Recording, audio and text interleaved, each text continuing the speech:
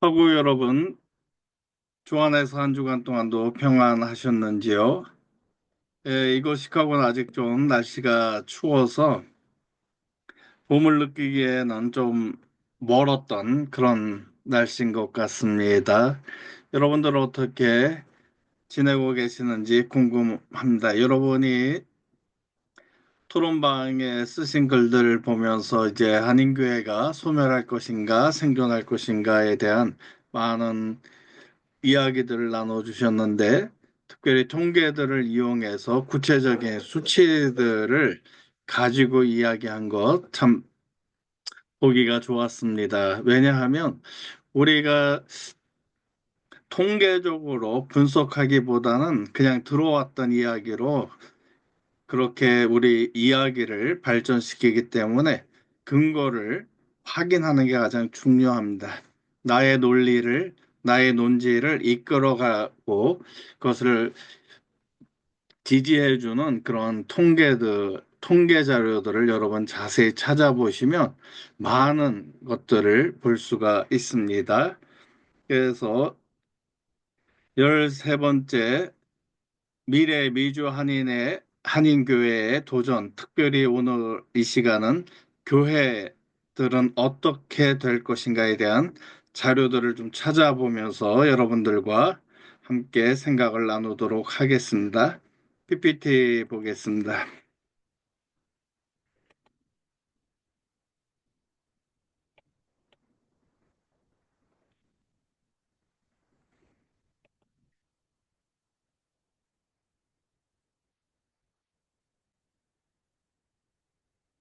오늘 우리가 다룰 부분은 미주 한인교회가 직면한 도전과 그에 따른 여러 가지 이슈들에 대해서 살펴보겠습니다. 지금 여러분 오른편에 보이는 교회의 모습은 어떻습니까? 사람들이 있고 우리가 일반적으로 생각하는 강대상 부분이 없죠. 그런 이미지를 한번 생각하시면서 보시면 좋을 것 같습니다.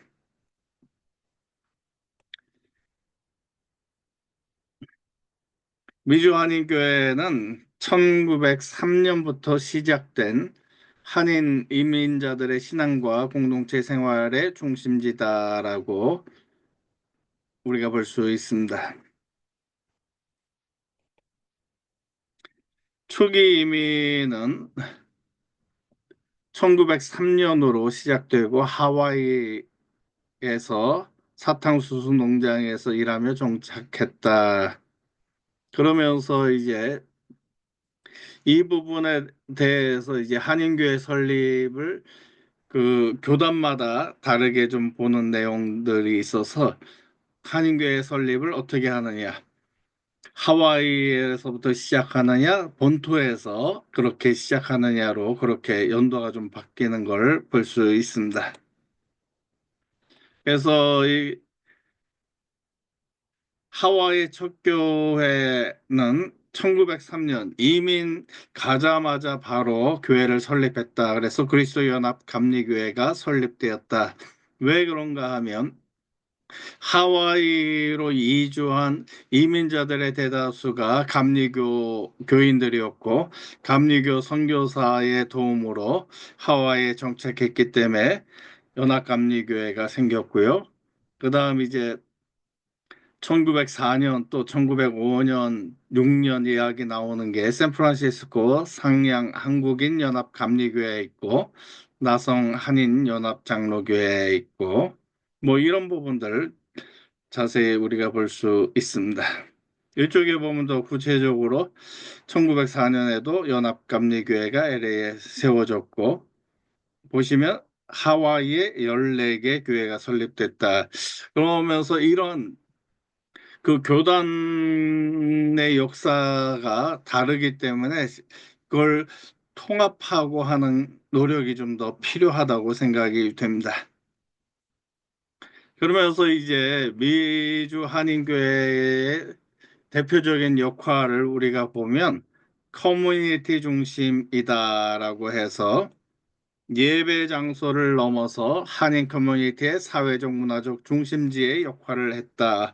허브의 역할을 했다 하면서 우리가 알고 있는 대로 한국 문화와 전통 보존, 차세대 리더 양성을 위한 교육 실시했다. 그다음 정체성 형성인데 이민자 신분으로의 정체성 유지하면서 미국 사회에 어떻게 적용할지 코리안 아메리칸 아이덴티티를 갖는데 그런 많은 역할을 했고요. 그러면서 한국어 학교 등 이런 것들을 통해서 한국인의 정체성을 심어준 것을 우리가 볼 수 있습니다. 근데 초기에는 이 미주한인교회가 독립운동의 중심지였다는 사실을 좀 기억해야 됩니다. 그래서 하와이와 샌프란시스코 교회들은 한국으로 송금할 독립자금을 마련하는 데 주요 역할을 감당했다. 이승만, 안창호, 박경민과 같은 교회 지도자들, 교회 통해서 독립운동을 그렇게 추진했다. 그다음에 네브라스카 소년병 학교 같은 무장항일 운동을 교회 중심을 통해서 조직되었던 것을 우리가 볼 수 있습니다. 그러면서 가장 큰 역할이 이민자들, 한인들을 위한 공동체와 연계성을 보면 주거 공간 알선, 이민자들이 처음 한국에서 미국으로 올 때 대부분의 연락을 교회 목사님들을 통해서 그래서 한인교회 목사님들 연세 드신 분들 찾아가 이야기 들으면 공항에서 픽업해서 그들이 살 주거지를 만들어주고 그다음 차량 구입하고 운전면허 따는 거 다 도와주고 직장을 알선하고 자녀들 학교 등록까지 그런 역할들 저 역시도 목회하면서 시민권 얻으시는 고령자들을 위해서 제가 통역도 하고 시민권 선서하는 데 같이 있어서 그 통역의 역할들을 하면서 많은 도움을 드렸습니다. 자녀들이 2세인데도 저한테 부탁해 갖고 제가 하루를 빼서 법원까지 가서 이민국가하고 법원까지 가서 다 그렇게 통역했던 기억이 납니다. 처음은 무조건 교회로 연결을 했던 것 같아요. 그래서 교회로 와서 집도 얻고 차량하는 이런 모든 것들을 도와준 거. 저도 98년에 왔을 때 어렵죠. 저는 학교를 통해서 왔기 때문에 학교에서 아파트를 얻었고 뭐 그런 식으로 했지만 교회 통해서 일반 직장인들이 얻는 것들, 이민자들이 얻는 것은 너무 크다고 하겠습니다.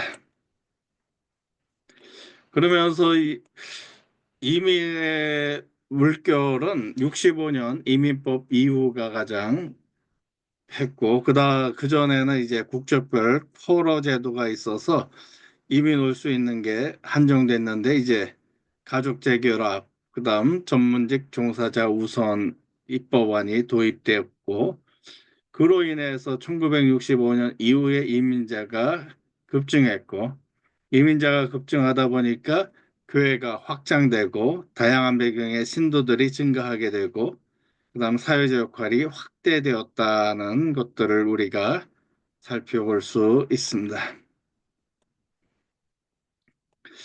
교회의 종교적 정체성과 소속감은 미주 한인의 통계를 보면 거의 다 크리스찬이었다. 초기를 보면 더 거의 99%가 크리스찬이었고 기독교인이었고 그런 부분에서 종교가 삶에서 매우 중요한 요소다라고 했기에 교회부터 세웠던 일들을 보고 우리가 잘 알다시피 한국어 또 문화 가치관 절기를 교회를 통해서 많이 배웠기 때문에 문화적 보존이라는 것을 우리가 볼 수 있습니다. 그다음 사회적 지원 네트워크의 역할이 그동안은 가장 컸던 것 같아요. 그래서 교회가 이제 이민 오신 분들, 저도 많은 그 사역을 저도 오자마자 바로 사역할 때 상담을 하고 교육하고 의료하고 아이들이 문제 있으면 제가 대신 가서 학교 가서 설명해 주고 하는 그런 부분들. 왜냐하면 처음 언어가 안 통하다 보니까 아이들이 소극적이 되고 그러다 보니까 이제 ADHD 아니냐 뭐 이런 식의 소설오커 학교 소설오커들 이야기했기 때문에 오히려 가서 그건 아니고 한국적인 문화가 그렇다는 걸 설명을 좀 많이 했고요. 그다음에 이제 다문화 사역 부분이 요즘 우리가 지난 시간에 살펴본 대로 이제 혼혈 타인종과 혼혈된 그런 분들이 지금 많아지고 그다음 또 국제 결혼을 통해서 더 다양해지기 시작했죠. 그렇기 때문에 그들을 어떻게 우리가 포용하고 더 확장시키는가.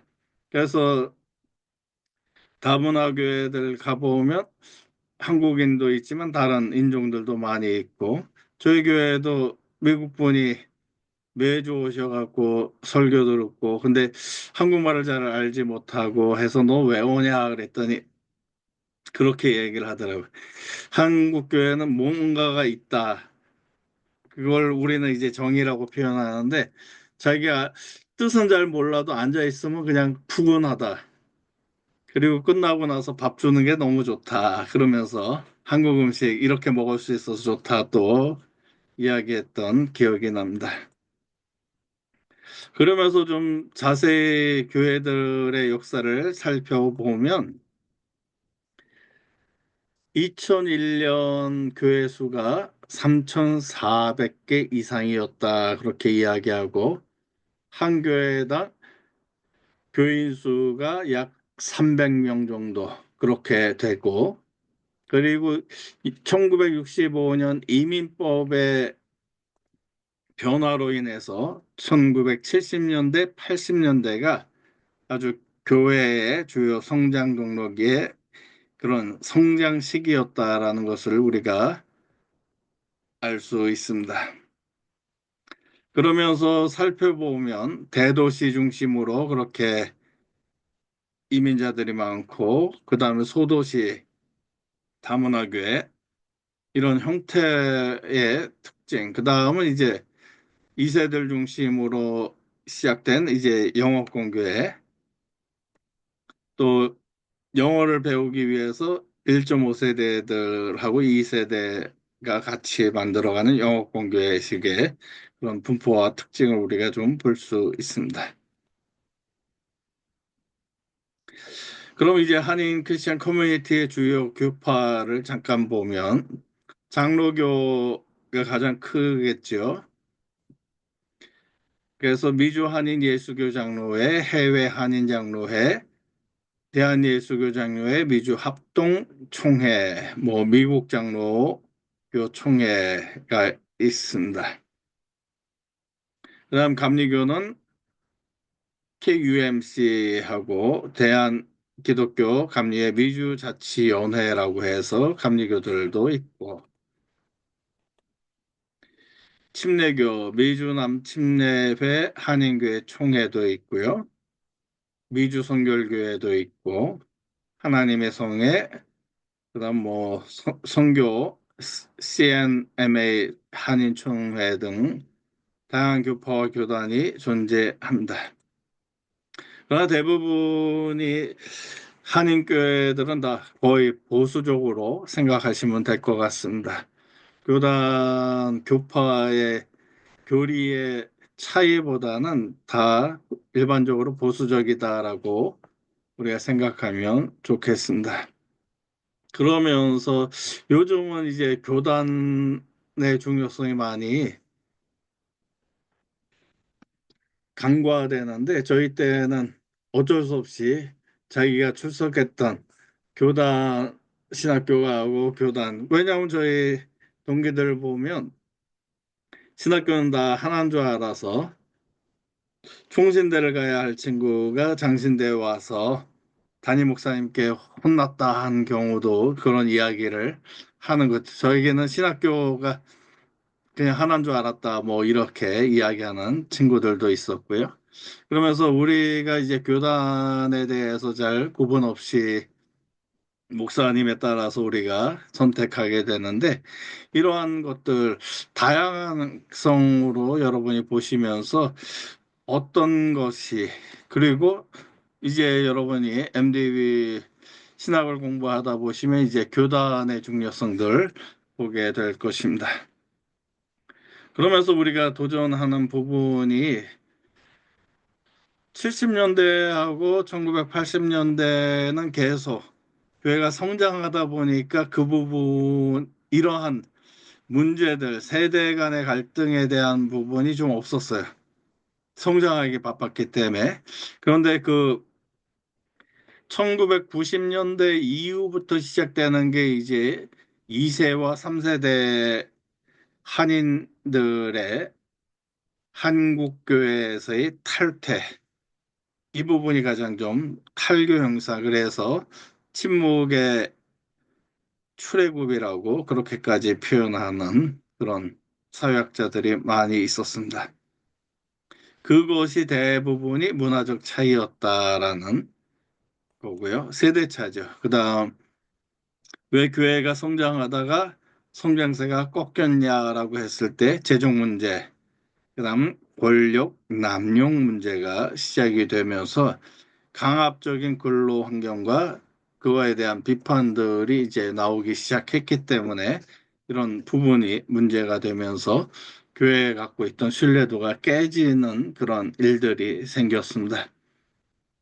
그러면서 이제 교회 안에서 정치적 논란도 있었고, 사회적 책임 왜 못하냐, 왜 교회 헌금하면 뭐 이런 이야기들이 많이 있죠. 왜 교회 헌금하면 그냥 교회 운영하는 데 다 쓰냐, 선교비로는 나가지 않느냐, 뭐 여러 가지 사회적 책임 부분을 이야기하면서 이런 부분에서 왜 한인교회가 성장세가 줄어들게 되었는가에 대한 부분은 교회의 현대화, 현대사회의 변화에 적응하지 못했다라는 부분도 있고, 다음 세대를 이끌어갈 리더십이 부족했다. 이 세대를 훈련할 때, 제가 98년도에 미국에 왔을 때 매코미 신학교에 2세들이 신학을 하고 목회를 하겠다 하는 친구들이 꽤 많았습니다. 그리고 지금 졸업한 친구들이 각자 자리에서 지금도 사역을 하고 있는데, 2000년 이후로 신학을 공부하겠다 하는 2세들의 수가 줄어들어 갔던 것을 보게 되고, 점차적으로 점점 없어지고, 그리고 신학을 공부했다가도 재정적인 어려움 때문에 다시 전 직장으로 돌아가는 친구들을 좀 많이 보았습니다. 왜 그러냐라고 했을 때 이제 그런 이야기들을 많이 했죠. 내가 생각하는 부분이 틀렸다. 그게 기본적으로 이제 그 사례비 문제가 좀 컸던 것 같아요. 그러니까 유학을 온 신학생들이나 또 한국에서 자라왔던 신학생들은 우리가 책임지고 감내해야 할 부분이다. 그리고 많은 분들이 교회 사역을 하다 보면 이제 사례비를 증가해 주진 않고 하늘에 쌓아두란 식의 표현하는 선배 목사님들이 생각보다 많았습니다. 그러기 때문에 이제 그런 부분, 또 저도 담임 목회를 하다 보니까 제가 2세 사역자들하고 면담을 잡 인터뷰를 좀 많이 했었는데, 가끔 몇몇 분들은 이제 자기가 받아야 되는 사례비를 이야기하고 이거가 안 되면 저는 일할 수 없습니다라고 하는데, 가끔 보면 제 사례비보다 담임 목회자의 사례비보다 더 많이 요구하는 경우도 있었고요. 그리고 오기로 했다가 인터뷰 다 통과해서 당회를 제가 열어서 그분을 받아들이기로 하고 주보에 권고 내고 하는데 바로 또 한 주 뒤에 연락 왔는데 사례비가 적어서 가지 않겠습니다 하는 뭐 이런 것들도 많이 들었고 또 유학생들 이제 교육전도사로 뽑기 위해서 하는데 저기 자신은 유학을 왔기 때문에 사역은 안 한다 하는 친구들도 많았고 좀 다양한 부분 그리고 2세들 같은 경우도 사역을 하는데 그런 이야기들을 많이 해요. 2세 또는 3세 분들도 사역을 하는데 왜 이리 희생을 강요하고 한국교회 이민교회죠. 한인교회들의 그 계급 구조적인 그런 것을 자기는 감당할 수 없겠다 하면서 아예 미국 교회로 사역을 지로 옮기는 목회자들도 많았던 걸 보게 되고 또 묵묵히 그 일을 감내하는 친구들도 있었습니다. 이제 또 미주 한인교회 현황 2021년 자료를 좀 보면서 보겠습니다.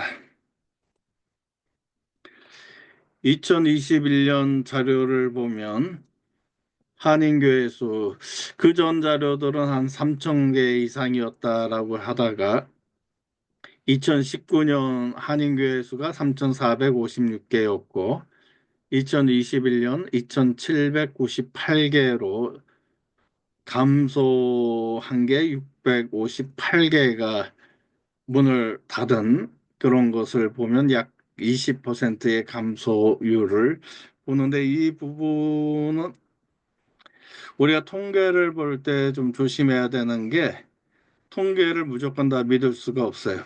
포함되지 않은. 그리고 이제 이 한인교회 통계를 낼 때 어떤 식으로 통계를 냈느냐. 왜냐하면 많은 저도 역시도 목회자다 보니까 전화로 그런 설문조사 오는 경우도 많고 그러면서 이야기하는데 이제 교회들 전화 대표 전화번호로 교회를 찾, 걸다 보면 연결이 안 되는 교회가 너무 많다. 그러면서 이제 연결 안 되는 교회는 없어진 교회다. 뭐 이런 식으로 하는 경우도 있고 각 지역마다 한인 교차로 또 같은 전화번호 부책이 있는데 그곳에 나온 교회 수 특별히 이제 시카고 지역 같은 경우도 한 200개의 교회다. 근데 통계 보면 그 이하로 적혀 있는 경우도 많고 그런 거가 있기 때문에 어떤 조사 방법을 썼느냐 우리가 이제 통계를 인용할 때 오차 범위가 얼마냐 뭐 이런 조사 방법이 뭐냐라는 부분을 좀 보시면서 자료를 보셔야 돼요. 왜냐하면 부정확한 자료일 수도 있고 그다음은 또 내가 어떤 글을 쓰고자 하는 의도에서 통계를 조작할 수 있기 때문입니다. 그런 부분은 이제 연구자 윤리 부분이고 그러면서 이제 통계는 이렇게 나온 걸로 생각하면 도움이 되지만 그것을 어떻게 우리가 구체적으로 이 통계낸 방법이 옳았냐 또 어떤 방법으로 우리가 이것을 이 통계를 해석할 것인가 그러니까 이제 이런 설문조사라든지 통계를 하기 위해서는 그만큼 연구비가 많이 들어가죠. 그래서 가끔 저한테도 연락 오는데 이제 설문조사 또는 인터뷰에 응하면 뭐 50불을 드린다, 선물 기프트 상품권을 드린다, 뭐 이런 식으로 하면서 이제 설문조사율을 올리는 경우들이 있는데 이제 이런 부분도 어떻게 조사가 됐는가도 한번 여러분 살펴보셔야 됩니다. 그러면서 일리노이 주별 한인교회가 제가 말씀드렸잖아요. 제가 있었을 때 계속 지금도 있는데 한인교회 수가 왔을 때는 한 200개, 그러다가 한 120개, 또 150개 뭐 등등 여러 가지 있는데 한인교회 수가 99개다라고 그렇게 얘기하고 캘리포니아, 뉴욕, 텍사스주, 뉴저지주, 조지아주, 워싱턴주 아마 이 부분이 정확하지는 않을 것 같아요. 그러니까 여러분 사시는 곳에 이 정도로 나와 있는가? 전화번호부 확인하시면서 텍사스주에는 157개가 맞는가? 아니면 더 적게 들어갔는가? 많이 있는가? 한번 보시면서 이 통계의 정확성을 좀 비교하시면서 보시면 좋겠습니다. 그다음 이제 2024년 교인조사 아까 제가 말씀드린 대로 이제 학우들이 교회가 생존할 것인가 소멸할 것인가에 대해서 이런 조사 결과를 자세하게 잘 올려놔서 아주 감사하게 생각합니다.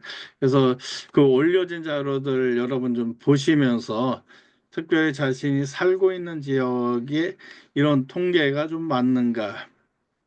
지금 보면 한 3천 개 정도가 되고 3천 개 교회가 안 되는 교회에서 67개만 조사했기 때문에 이것을 어떻게 받아들여야 되는가에 대한 문제도 사실은 생깁니다.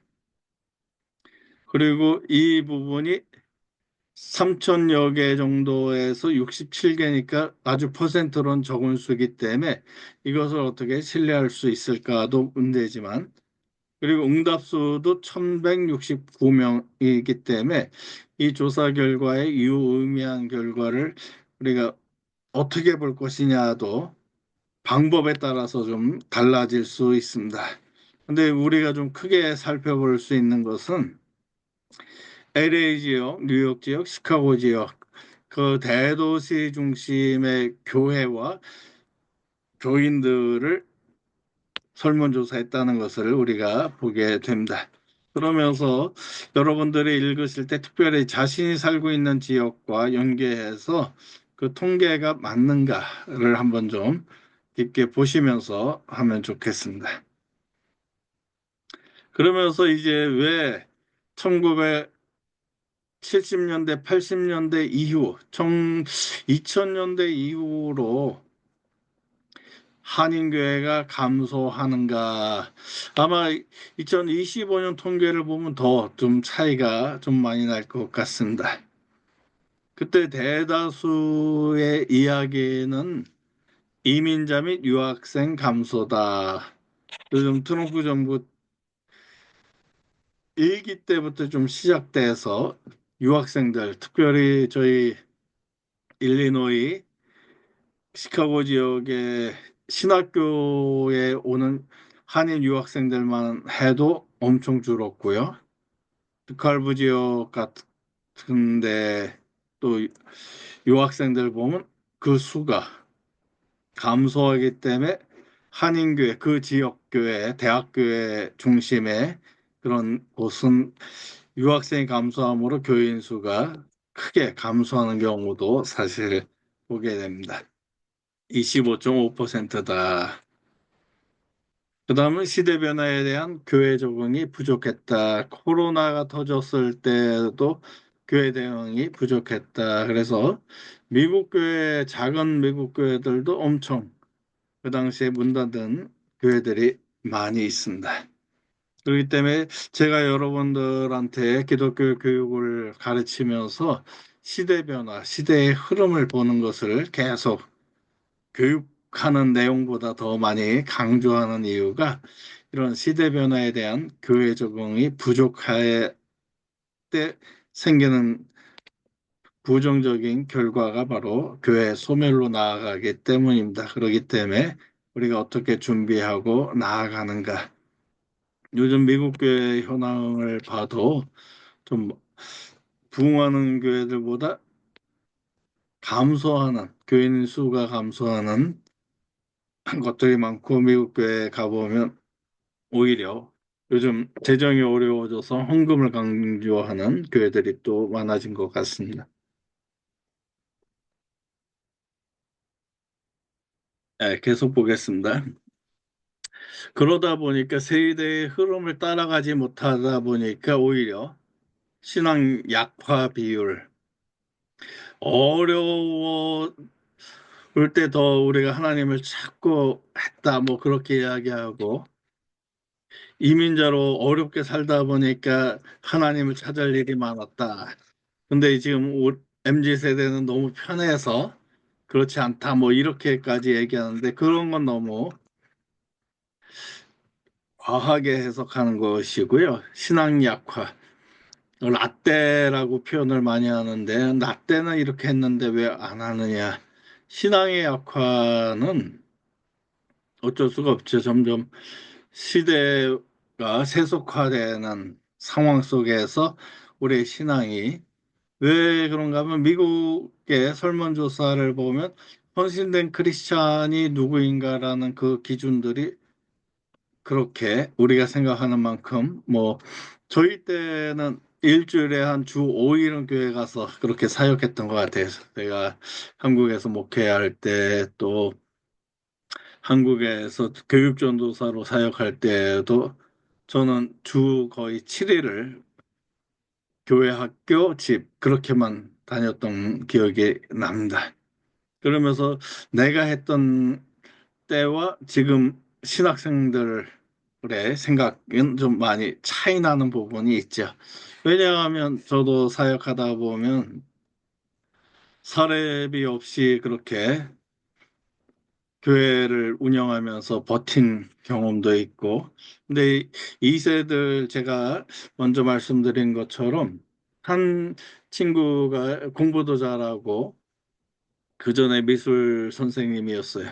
그런데 사역을 좀 하다 보니까 너무 희생만 강요하고, 그러다 보니까 아, 나 못하겠다 해갖고 다시 미술 선생님으로, 고등학교 교사로 다시 전직한 경우가 있는데, 이런 부분이 희생을 강요할 때 저희 때는 뭐 묵묵하게 당연한 걸로 생각하고 선배들이 그렇게 했으니까 그렇게 버텼는데, 이 부분은 목회자뿐만 아니라 시대들의 상황, 그러니까 1970년대, 80년대 하면 교회 건축할 때 자기 집도 팔고 하는 그런 일들이 사실 많았죠. 그러면서 교회가 성장하고.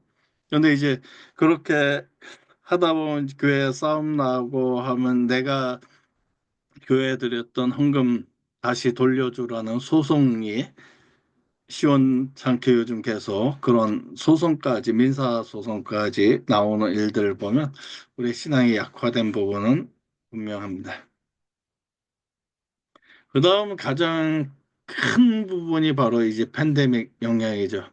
코로나로 인해서 대면 예배 감소, 교회 출석률 감소, 그 다음 온라인 예배 증가, 그 다음 신앙의 이탈 부분이어서, 이제 이 부분이 이제 홈처치란 개념이 많이 없어졌죠. 고향교회 이런 개념이, 모교회란 개념이 많이 없어지게 되고, 이 부분은 우리가 이제 다음 시간에 살펴보는 게 공간, 사이버 공간, 그리고 사이버 커뮤니티, 사이버 예배, 사이버 교회까지 있죠. 그러면서 이제 그런 부분을 우리가 또 어떻게 볼 것인가.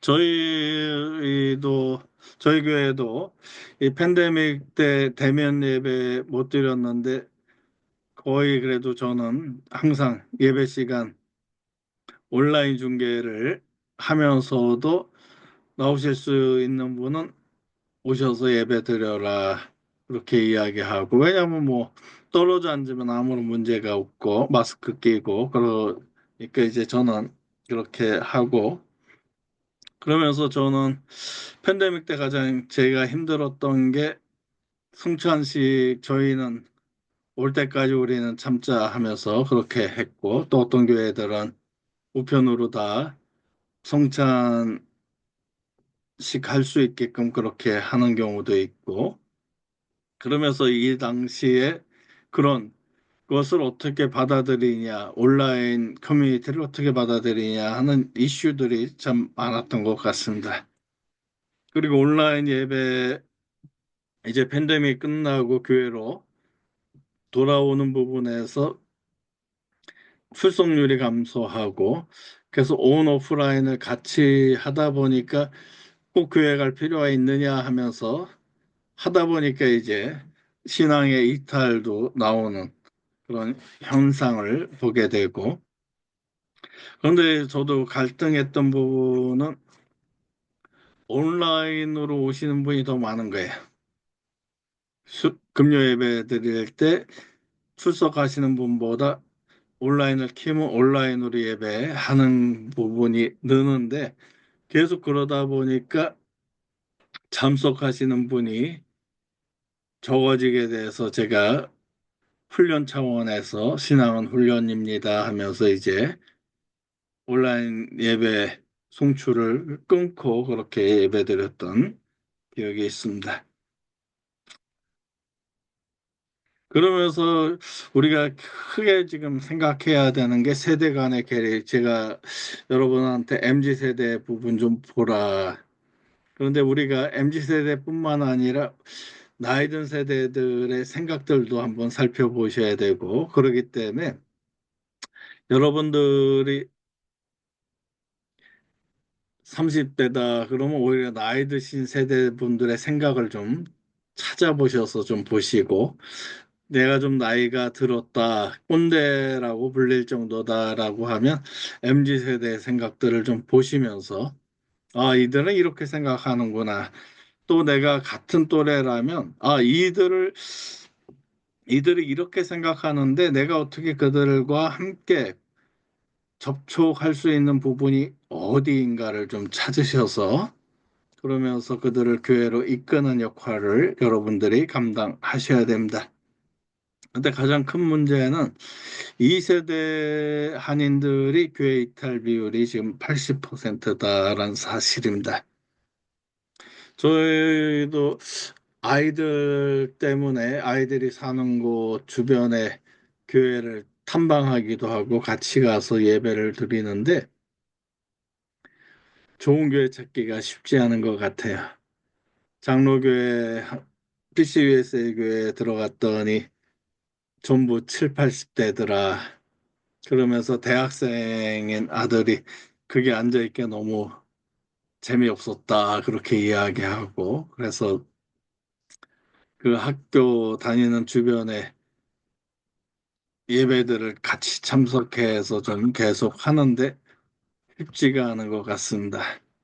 그러다 보니까 이제 그렇게 2세들이 대학 입학으로 또 대학원 또 직장으로 하면서 이제 교회 이탈하는 경우가 좀 많고 그다음은 아까 이야기한 대로 이제 문화적 차이 또 세대 차이로 인해서 떨어져 나가는 경우도 있고요.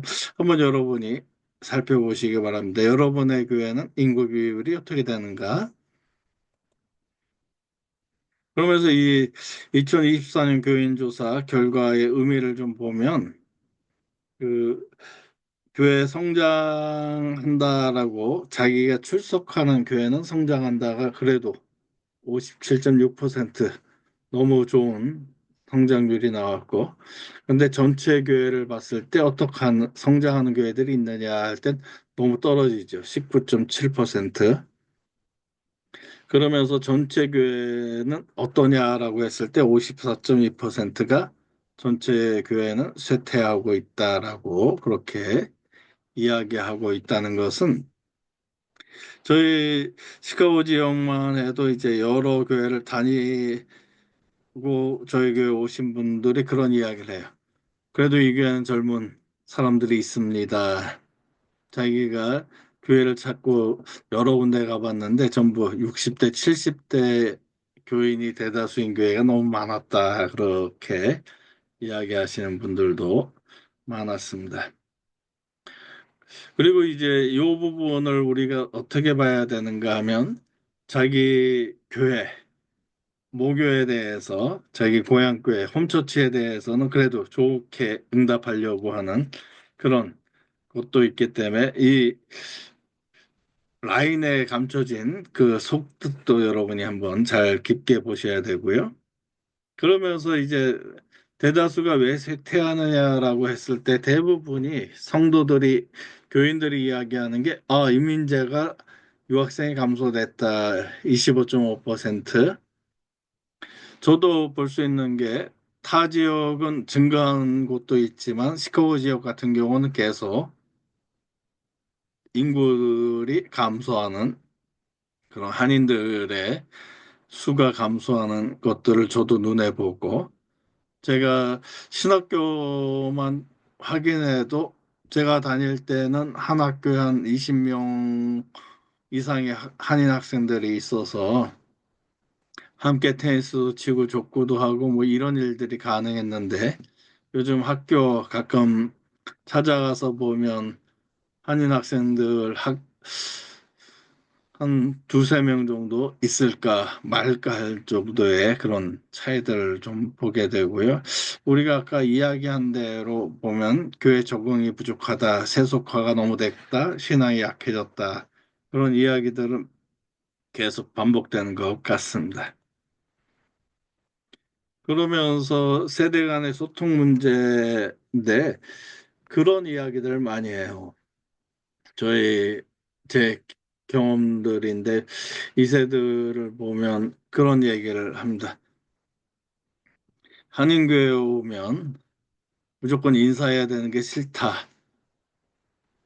자기는 전혀 모르는데 인사 받기를 원하는 그런 좀 계급 구조적인 세대에서 되게 반발이 있고요. 좀 서로 알고 지냈다면 인사하는 게 쉬운데 전혀 모르는 사람한테 먼저 인사하는 게 쉽지 않다. 저희는 무조건 인사하는데 제가 우스갯소리하면 제가 신대원을 마치고 이제 군대를 좀 나이 들어서 갔죠. 나이 들어서 가고 교회 생활 하다 보니까 이제 거수경례를 해야 되는데 저는 안녕히 가세요. 그런 식으로 머리 숙이는 인사가 너무 익숙해서 전도사로 그렇게 했기 때문에 한 번은 이제 학사장교 지원해서 훈련받고 있을 때 부대장이 저를 부르면서 혼을 한참 냈어요. 너는 왜 보수경례 없이 고개를 숙이냐? 모든 게 너는 고개가 먼저다. 그러면서 보수경례다 하고 이제 한참 얼차려를 받으면서 이제 끝내고 이제 가봐 그럴 때 또 보수경례가 아니라 또 안녕히 계세요 하고 또 고개로 끄덕이는 해서 다시 불려가서 또 혼나는 기억이 납니다. 근데 이것처럼 이제 소통의 문제 부분이 좀 큰 것 같아요. 그러면서 이쪽에서의 이야기들이 있고 또 나이 든 분들은 그래도 자기가 먼저 가서 인사하고 받아주려고 했는데 그것조차도 싫어하는 것 같다. 뭐 이런 서로가 소통 안 하고 이제 의사가 불통이 되는 그런 경우들 좀 많고 그러면서 이제 이세들한테도 물어보면 쇠퇴율을 더 많이 이야기하는 것 같아요. 그러니까 이런 부분도 한번 생각해 보시면 좋고요. 그러면서 이제 EM과 KM 사역의 교류 부분, 여러분들이 토론한 부분을 저도 역시 많이 보는데 EM 사역과 KM 사역의 교류, 그러니까 많은 교회가 한 지붕 두 교회로 EM 처치, KM 처치로 그렇게 사역을 하다 보고 그리고 KM에서 한국에서 교회들이 엄청 한인 교회들이 EM 사역을 확장시키려고 지원했을 때 너무 지원만 받다 보니까 자립심이 없어진 EM도 보고 또 EM이 활성화돼서 한인교회에서 독립해서 교회를 새롭게 나간 경우 그러니까 제가 시카고 지역의 여러 교회들을 보면 이제 한 교회는 EM 사역이 너무 잘 돼서 지원해주면서 교회를 개척하고 보니까 이 한인 KM 사역의 중심지가 오히려 쇠퇴하는 경우가 생기고 오히려 EM 교회는 커지는데 그 그렇게 분가를 시켰던 모교회는 오히려 나이 드신 분들만 남다 보니까 더 쇠퇴해지는 그런 경우도 있고요. 또 한인교회들이 2세 사역자들이 우린 필요하다라고 해서 사역자를 청빙하고 하다 보면 몇 년 안 가서 그분이 사임하고 또 다시 그렇게 리더십이 계속 좀 그 안정적이지 못하게 되는 경우들이 좀 많이 있습니다. 그래서 EM과 KM 사역을 어떻게 교류할 것인가? 저 역시도 교회 사역하면서 이 부분을 활성화를 하려고 그러는데 함께 하기에는 성격차도 있고 그럼에도 불구하고 저는 함께하는 그런 일들, 예배는 함께 드려야 하고 활동을 그렇게 하라 하면서 왜냐하면 자체적으로 활동하다 보니까 제가 말씀드린 대로 한 교회 두 지붕이 생기는 그렇게 되다 보니까 엇갈리고 같이 협력하고 해야 되는 부분에서 그 부분을 못하는 경우가 있어서 그 부분을 어떻게 함께 할 수 있는가의 일을 저는 계속 찾았던 것 같습니다. 그러면서 젊은 세대의 참여를 유도하고 하는 부분이 우리가 좀 필요한 것. 이 부분이 있어야만 여러분이 말하는 이제 한인교회 생존뿐만 아니라 성장으로 나아갈 수 있는 것이 이제 젊은 세대가 교회 어떻게 참여하고 그러면서 교회의 일꾼이 되는 일들, 중직자가 되도록 그렇게 만들어갈 때 한인교회의 생존이, 성장이 달려있다는 사실을 보는데 지금 가장 약한 부분이 교육부서가 약하죠. 그리고 아이들이 적다 보니까 이 부분에 주일학교가 이제 거의 없어지는 교회들, 그리고 아이들을 많이 낳지 않다 보니까 점점 줄어드는 상황에서 그 부분을 어떻게 우리가 생각할 것인가. 그러면서 계속 감소수 원인을 하다 보면 이런 통계들이 있습니다. 코로나 팬데믹으로 약 1,000개의 한인교회가 문을 닫았다. 그러면 우리가 통계를 보면 한 4,000교회 넘었다가 줄은 거일 수도 있고 뭐 이런 부분을 좀 우리가 볼 수 있는데 이 부분을 우리가 어떻게 통계를 정확히 잡는가. 전화로 상담하면 제가 말씀드렸잖아요. 전화 안 받는 교회는 문 닫은 교회냐.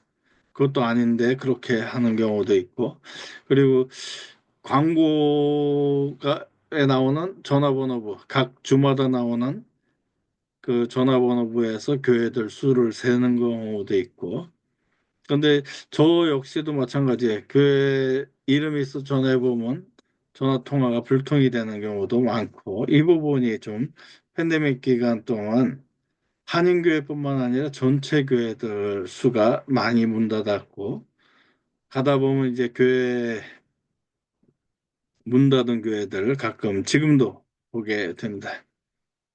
그다음 이제 팬데믹의 영향이 가장 큰 거는 교인들이 교회 출석률이 줄다 보니까 특별히 교인 수 100명 이하의 소형 교회들이 재정적인 어려움이 생겼고 그 어려움을 자신들이 감당해야 하는 그 부담감 때문에 좀 헌금을 얘기 안 하는 이제 대형 교회로 이동하는.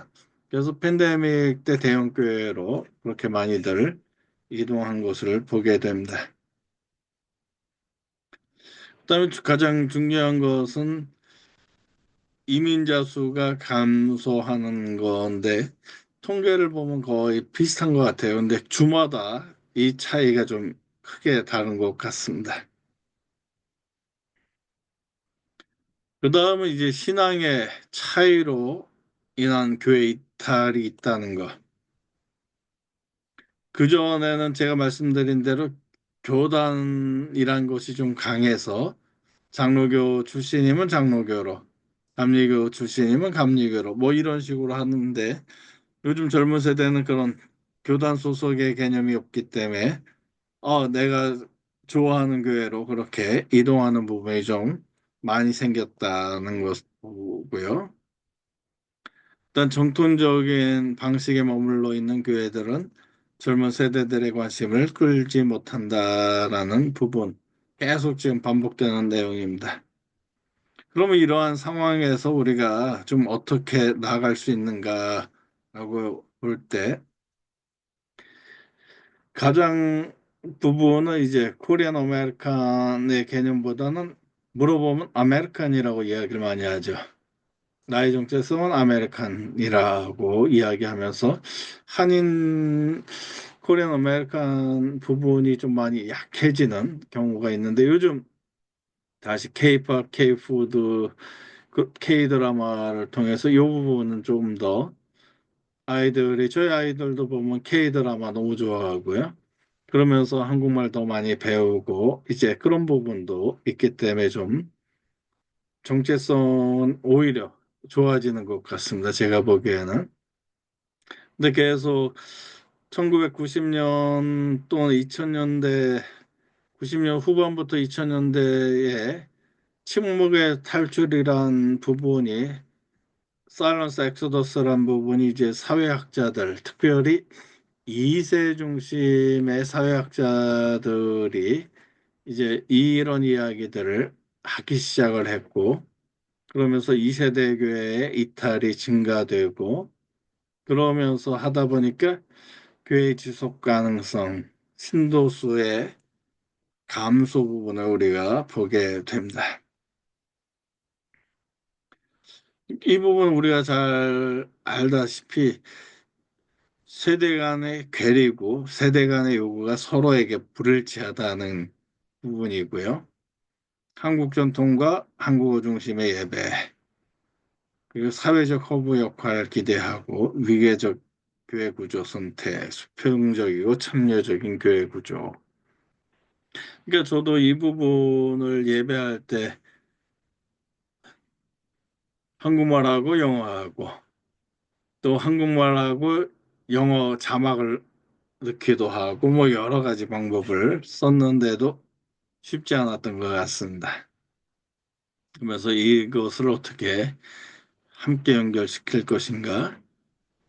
그 다음에 이제 가장 중요한 부분이 젊은 세대의 교회 이탈이 여기 보시면 70%가 대학 시기에 신앙 단절이 경험된다라는 얘기도 있고 어바나 삼페인 쪽에 가면 오히려 그 대학교에 가서 한인들 교회 통해서 오히려 더 신앙이 강화되는 경우도 예외적으로 좀 많이 있습니다. 그런데 이런 부분이 이제 고향을 떠나서 학교를 가다 보니까 기숙사 생활하다 보니까 이제 떨어져 나가는 경우도 많이 있고요. 그다음 이제 계속 한인교회에서 한국어 중심의 예배를 드리다 보니까 언어 장벽 때문에 또 그런 경우들이 있고 그러면서 침묵의 탈출 얘기하다가 요즘은 이 이야기들이 전혀 다시 없어졌습니다. 그렇기 때문에 이 부분은 이미 인정된 상황에서 주류 사회로 갈 것이냐 말 것이냐 우리가 한번 좀 깊게 보야 될 것 같습니다. 참여율 저하에 따른 위기는 예배 출석률 감소 그러다 보니까 공동체가 약화지고요. 그다음에 소그룹 활동, 그다음 세대 간 분열. 저도 소그룹 활동 부분을 좀 고민을 많이 해서 구역들을 나이별로 만든 경우도 있고 지역별로 난 경우도 있고 전 세대를 섞어서 했더니 모든 부분에 대해서 다들 불평이 많아요. 나이들이 다 세대가 틀리다 보니까 통하지 않는다. 또 각자 젊은 세대는 젊은 세대끼리 했더니 또 그 안에서 싸우고 또 이런 부분이 또 있고 그걸 중재해 주는 분이 좀 없고 뭐 이런 여러 가지 있습니다. 그다음 좀 가장 큰 부분은 재정적 어려움 부분이 이제 생겨 나가죠. 그러면서 재정적 어려움이 시작될 때 교회가 가장 했던 방법들이 이제 선교사 지원하는 거 줄이는 거, 그다음 부교육자들 하고 뭐 이런 식으로 시작되는데 이런 부분들 한번 좀 잘 보시면 좋겠습니다. 그다음 이제 교회 안에 싸움들이 있죠. 이 교회 안에 싸움, 특별히 이제 전환기죠. 담임 목사 교체 과정의 권력 다툼 부분, 원로 목사와 새로운 담임 목사, 또 그 담임 목사, 부목사 간, 또 목사와 평신도 간, 그리고 나중에 그것이 심화되면 법적 소송 또는 분쟁하는 부분도 있고, 뭐 이런 부분들. 그것을 본 자녀들이 한인교회 안 간다. 그 싸움을 너무 눈앞에서 봤기 때문에 나는 미국 교회 간다 하고 그렇게 하는 2세 자녀들이 또 있었던 걸 보게 됩니다. 그 다음 이제 뭐 신학적 논쟁 이야기도 있고 그러다 보니까 이제 교회 교단을 탈퇴하고 뭐 이런 여러 가지 방법들이 있고요. 그러면 이제 이런 것들이 특별히 이제 교회가 이런 식의 또는 원로 목사님과 담임 목사의 문제 또 신학의 논쟁으로 인한 이런 분열은 결국 자원 소모를 하고요. 교회 안에 싸움을 해서 소송비들이 뭐 100만 불, 200만 불까지 나오고 나면 승소했지만 교인 수는 감소되고요. 그리고 이제 그 모든 소송에 걸린 비용들을 다 하다 보니까 교회 건물을 팔아야 되고 그러면서 지역사회는 이미지 손상이 되고 저 교회는 싸움 교회 그렇게 되면서 장기적으로 교인 수가 감소되는 것을 우리가 보게 됩니다. 그러면서 이런 상황에서 한인 커뮤니티 중심으로 그전에는 한인 커뮤니티의 허브가 바로 교회였죠.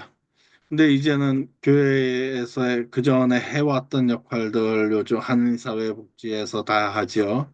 그다음 노인대학에서 노인들 관리하면서 프로그램 하고 밥까지 주고 운동시키고 여러 가지 하는 그런 상황에서 또 다종교 환경이 지금 이슬람들도 많이 들어온 상황에서 이런 부분 학교에서 종교를 기독교를 강요할 수 없는 그런 상황들이 됐고 이제 이런 부분 선택이지 왜 강요하느냐 식의 이야기들이 있기 때문에 이런 것들이 한국 한인교회에 큰 도전을 주고 있습니다. 그러면서 이제 커뮤니티 중심에서의 그 허브 역할을 하지 못하다 보고 또 교회 안에 리더십 문제로 인해서 분열과 갈등으로 이미지 손상되고 그 결과 영향력이 감소되고 선교 활동에 부정적 영향을 주면서 미래의 기회 상실되는 그런 부분들이 좀 있게 됩니다. 그러면 이런 부분을 우리가 어떻게 볼 수 있느냐 하면서 우리가 좀 이렇게 붙여놓으니까 좀 그러네. 그러면서 이 부분을 어떻게 확장시키는 것인가? 70%의 젊은 세대 이탈률이 높은데 대학식이 어떻게 신앙을 만나게 할 것인가? 그렇다면 대학가에 있는 교회들을 우리가 후원할 필요가 있고, 그다음에 1세대 중심으로만 갈 것이냐 말 것이냐, 또 영어권 프로그램이 좀 부족하고 그러나 잘 되는 교회들의 모습을 보면 오히려 다문화적으로, 다인종적으로 그렇게 교회들이 확산되고 확장되는 것을 볼 때가 있습니다. 그렇기 때문에 여러분들 한인교회에 대한 상황들을 한번 좀 깊게 생각하시면서 고민하시고 그러면서 이런 상황에서 내가 어떻게 할 것인가. 특별히 기독교 교육을 여러분 공부하는 상황에서 지금 이런 교회 위주 한인교회의 현황을 보면 이제 이것이 바로 우리가 사역해야 될 사역의 장이고 교육의 장이죠. 이런 상황 속에서 나는 어떤 어떤 세대에 내가 타겟을 두고 교육을 할 것인가. 특별히 이제 나이 든 분들이 많은 교회들 같은 경우 저도 몇 번 시도했던 부분이 이제 장례 절차에 대한 세미나 그러면서 돌아가셨을 때 그분들을 그 전에 좋은 환경에서 영정사진 찍어드리고 장례 준비 어떻게 하는가 부분을 몇 번 계획했는데 다 싫어하세요. 우리 보러 빨리 죽으라는 얘기냐 그런 식으로 또 이야기하시는 분도 있고 그러기 때문에 각 세대에 맞춰서 준비하고 또 받아들인 것이 다르기 때문에 그 부분을 한번 좀 깊게 생각하시면서 어떻게 우리 교회가 계속 생존할 수 있을까? 또 어떻게 하면 더 성장할 수 있을까? 내가 그곳에서의 역할은 뭔가? 내가 부교육자로서, 교육전도사로서 그 사명을 어떻게 감당할 것인가? 또 평신도로서 나는 그 일을 어떻게 내가 도움을 줄 수 있는 방법은 없을까? 지금 여러분들의 토론에서 쓰시는 많은 좋은 아이디어들이 많아요. 그것을 좀 발전 더 시키시기 바랍니다. 발전시키기 위해서는 여러분이 갖고 있는 그 생각을 뒷받침해주는 자료들, 근거들을 먼저 찾으시고 그러면서 준비하시면 좋겠습니다. 오늘 강의는 여기까지 하겠습니다. 수고하셨습니다.